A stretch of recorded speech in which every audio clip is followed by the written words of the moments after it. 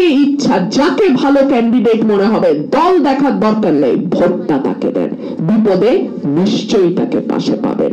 আওয়ামী লীগ সবসময় একটা কথা বলতো, আমি না থাকলে বাংলাদেশে জঙ্গিবাদের উত্থান হবে, আমি না থাকলে, মানে শেখ হাসিনা না থাকলে বাংলাদেশটা নাকি ইসলামিস্টরা নিয়ে নেবে, শেখ হাসিনা না থাকলে বাংলাদেশে নাকি কোনো সংখ্যালঘু নিরাপদ থাকবে না। এবং এই মিথ্যাচারটা প্রমাণ করবার জন্যে ভারতের সহযোগিতায় প্রথম দিন থেকে বাংলাদেশকে অস্থিতিশীল করবার একটা চেষ্টা শেখ হাসিনা এবং আওয়ামী লীগ করে যাচ্ছে। আমি আমার হিন্দু ভাই বোনদের কাছে হাত জোর করে বলবো, আপনারা কোনো নির্দিষ্ট দলের খেলার পুতুল হবেন না। আপনার ভোট ভীষণ মূল্যবান, আমাদের যেন ভোটটা ভিক্ষা করে আনতে হয় আপনাদের কাছ থেকে। আমরা যেন আগে ভাগে নিশ্চিত না হয়ে যাই যে এই ভোট তো আমি পাবই, তার জমি দখল করলেও আমি পাবো, তার বাড়ি দখল করলেও আমি পাবো, তার গহনা কেড়ে নিলেও আমি পাবো। এই যে তার আত্মবিশ্বাস, যাই করি না কেন ভোট আমারে না দিয়ে দিবে কই, এই দিবে কই জায়গাটা আপনারা খুঁজে বের করেন। আপনাদের যেই দলকে ভালো লাগবে, দলের চেয়ে বেশি প্রার্থীর দিকে তাকান, যেই প্রার্থীকে আপনার এলাকায় যোগ্য মনে হবে তাকেই আপনি ভোট দেবেন। যেই প্রার্থীকে মনে করবেন আপনার পাশে দাঁড়াবে, আপনার মানে সকলের পাশে দাঁড়াবে, তাকে ভোট দেবেন। কোন একটি নির্দিষ্ট দলের ভোট ব্যাংকে পরিণত হবেন না।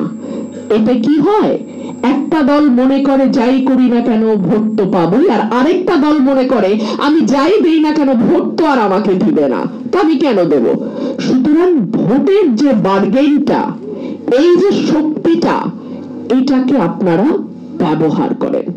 যাকে ইচ্ছা, যাকে ভালো ক্যান্ডিডেট মনে হবে, দল দেখার দরকার নেই, ভোটটা তাকে দেন, বিপদে নিশ্চয়ই তাকে পাশে পাবেন। এই যে গত 15 বছর আমরা দেখলাম, হঠাৎ করে কি ফেসবুকে একটা পোস্ট আসে, ধর্ম অবমাননা, সেই বাড়ির উপরে হামলা, পাড়ার পর পাড়া জ্বালিয়ে দেওয়া হয়, একটা পুরুষও ঘরে থাকতে পারে। কারণ নাসিরনগর আমি নিজে ভিজিট করেছি, আমি যশোরে আমি গেছি, অভয়নগরে আমি গেছি, সুতরাং আমি ব্যক্তিগতভাবে আমার ভাই বোনদের সঙ্গে কথা বলেছি। আমার মনে পড়ে অভয়নগরে যখন পুজোর সময় হামলা হলো, পরে আমি গেলাম, আমার দল আমাকে পাঠালো, আমি যখন কথা বলছি বাড়ির মা আমাকে বলছেন, মাগো আমি ক্যামেরায় কথা বলতে পারবো না, আমার ভয় লাগে। একটা স্বাধীন দেশে স্বাধীন নাগরিক কথা বলতে ভয় পায় মিডিয়ার সামনে। এই বাংলাদেশ আমরা চেয়েছিলাম? বাংলাদেশে ভাষা আন্দোলন, গণ অভ্যুত্থান 69-এর, 71-এর মুক্তিযুদ্ধ, 90-এর স্বৈরাচার বিরোধী আন্দোলন এবং 2024-এর নতুন বাংলাদেশ, আমার কোন ভাই বোনের অবদানকে খাটো করে দেখবার কোনো সুযোগ নাই। হিন্দু, মুসলমান, বৌদ্ধ, খ্রিস্টান, যে যেই ধর্মের, ধর্ম যার যার, বাংলাদেশ সবার। সুতরাং সেটাকে মাথায় রেখে বাংলাদেশের মাটির প্রতিটা কণা, প্রতিটা ইঞ্চি আমার যতটুকু অধিকার, আপনাদেরও ঠিক ততটুকু অধিকার। সুতরাং আপনার রক্ষাকর্তা আপনার দেশের বাইরের আর কেউ হতে পারে না।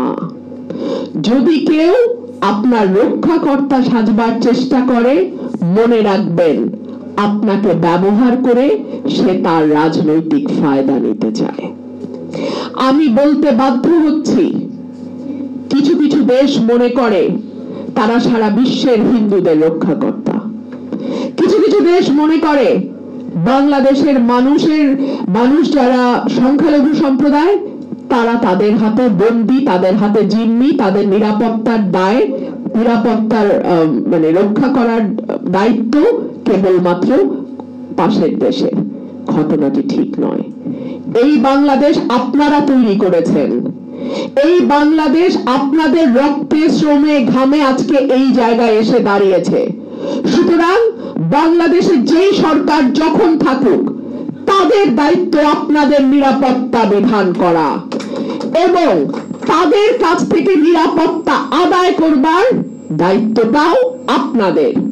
সুতরাং এই যে রক্ষাকর্তার খেলা, সেটা আওয়ামী লীগ হোক কিংবা আর কেউ হোক, এই রক্ষাকর্তার খেলা আপনারা খেলতে দেবেন না। স্বাধীন দেশে আপনারা এবং আমরা যারা হয়তো সংখ্যাগুরু সংখ্যায় বেশি, আমরা কিন্তু সমান অধিকার নিয়ে বাস করি। আমাদের সংবিধান আমাদেরকে সমান অধিকার দেয়।